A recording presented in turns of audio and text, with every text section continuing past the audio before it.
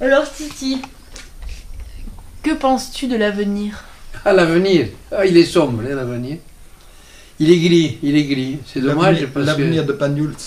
L'avenir de Banyuls est aussi gris que l'avenir de toute la nation. L'avenir, je sais pas, mais autant j'étais optimiste. Mais peut-être que quand on est jeune, on est plus optimiste. Maintenant, peut-être que je le suis. Mais j'avoue que tout ce qui se passe dans le monde est quand même assez déconcertant. Hein. Alors, non, mais moi, écoutez-moi, je ne connais rien de la vie financière, de la vie des banques. Et quand je vois ce qui se passe, quand je vois que les gens aux États-Unis, pendant 50 ans, ont vécu avec de l'argent qu'ils n'avaient pas, qu'ils ont emprunté, qu'ils ont acheté une maison qu'ils ne peuvent plus payer, qu'en Espagne, tu as des gens qui ont emprunté jusqu'à la 3e génération. Alors, je me dis quand même qu'on exagère un peu, on ferait mieux de... Mais on n'a pas des hommes politiques capables de gérer ces choses-là. On ne prévoit pas. Et ça, si tu ne prévois pas, tu vas à la catastrophe. Je pense que les gens pour arriver à un but, il faut prévoir, il faut savoir qu'à un moment donné, il faut arrêter, il faut faire une machine arrière, il faut se dire, bon, si on continue comme ça, on va se casser la gueule. Alors maintenant, on te dit, les gouvernements, ils financent les banques qui ont perdu des millions d'euros. Mais qu'est-ce que ça veut dire, ça? Toi, si demain tu fais crédit un truc et tu ne peux pas payer, on te foutra à la faillite, tu l'as... Non, mais il y a des choses qu'on comprend difficilement. Dans notre société moderne, il y a des gens qui gagnent l'argent très facilement, des gens qui ne veulent pas en gagner sur leurs problèmes. Bon, s'il y a des gens qui ne veulent pas gagner l'argent, mais il y a des gens qui en gagnent énormément, bon, et qui tiennent beaucoup à cet argent qu'ils gagnent. Alors que c'est pas le problème de l'harmonie dans une société, c'est vachement important. Mais pour arriver à cette harmonie, il faut des décideurs, il faut des politiques courageux, il ne faut pas des caméléons, il ne faut pas des gens qui changent du jour au lendemain. Et alors, hormis la question économique, oui. Je repose ma question. Comment tu vois l'avenir? Tu dis sombre, mais pourquoi d'autre? Pardon, pourquoi tu dis sombre, à part ce que tu viens de dire? Alors sombre pourquoi? Mais il faut aller dans un temps très éloigné, il faut aller dans un temps plus près. Regarde, on te dit maintenant que dans un siècle, dans 100 ans à peu près, la population dans le monde aura peut-être doublé. On sait qu'on est nombreux, mais on sait aussi qu'on est peut-être demain on sera trop nombreux. Et comment gérer cette surpopulation? Alors là, moi, je n'arrive pas à comprendre. Alors moi, je pense, j'en ai discuté avec Annie.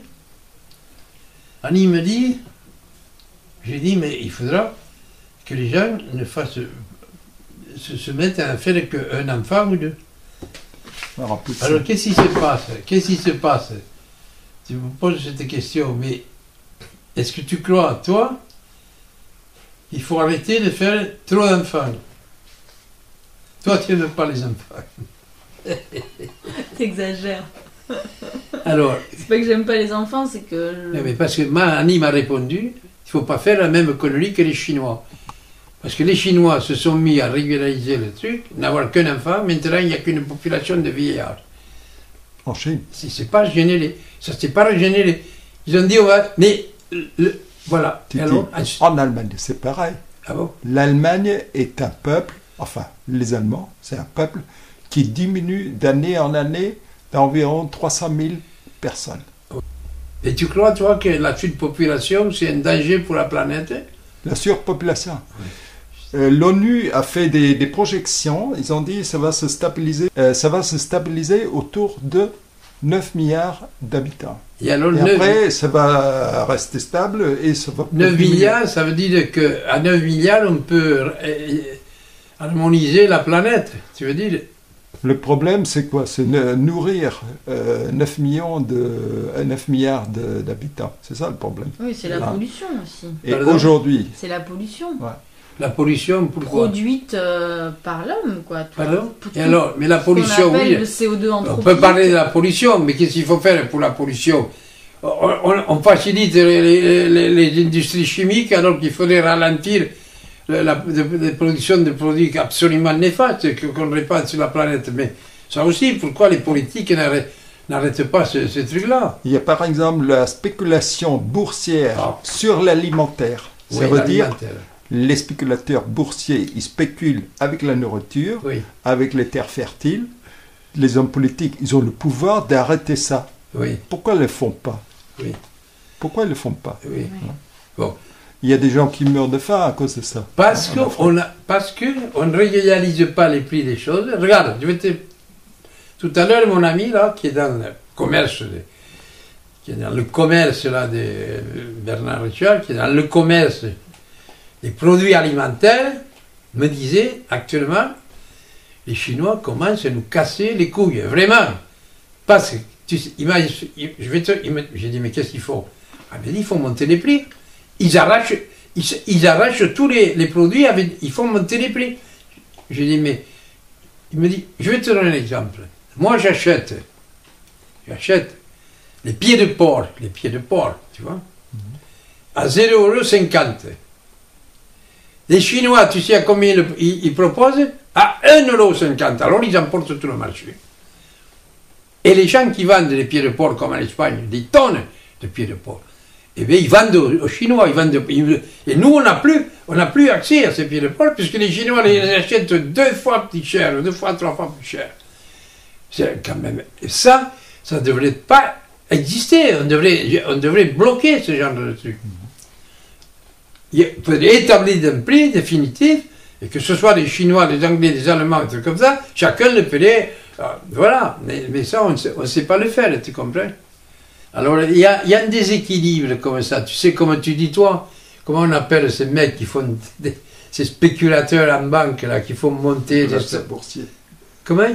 Les spéculateurs boursiers. Oui, non, mais les riqueurs, comment on les appelle? Les blanqueurs, les flanqueurs, je ne sais pas comment. Les traders. Les traders, comment? Les traders. Traders, je ne sais pas comment. Alors ça, c'est pas normal, tout ça. Qu'un type puisse... Moi, je ne sais pas s'il peut gagner beaucoup ou s'il peut s'effondrer d'un seul coup, j'en sais rien. On va te dire, mais il prend des risques. Mais c'est un bon. Le type là qui te fait perdre, tu as vu, les mecs qui ont fait perdre des milliards, 3-4 milliards d'euros à des banques, comment ils ont fait, ces mecs?